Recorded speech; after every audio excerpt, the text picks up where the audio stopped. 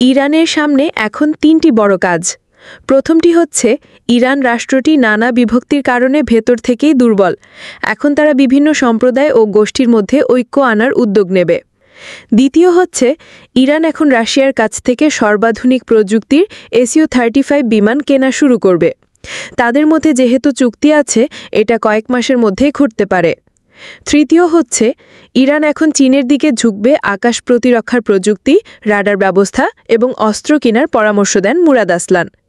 তবে চীনের ওপর মার্কিন নিষেধাজ্ঞা আছে। তাছাড়া দেশটির অর্থনীতিও আরও দুর্বল হয়েছে। ফলে চীন রাশিয়া থেকে অত্যাধুনিক অস্ত্র এবং প্রযুক্তি কিনতে হলে প্রচুর অর্থ খরচ করতে হবে ইরানকে। ইরানের পক্ষে কি এখন সেটা সম্ভব? ইরানের উপর আর্থিক নিষেধাজ্ঞা আছে, কিন্তু ইরান টাকা দিয়ে কোনো অস্ত্র কিনবে না। তাদের আছে অফুরন্ত জ্বালানি তেল। তারা অস্ত্র নেবে, কিন্তু বিনিময়ে টাকার বদলে তেল দেবে, বলেন মুরাদ আসলান।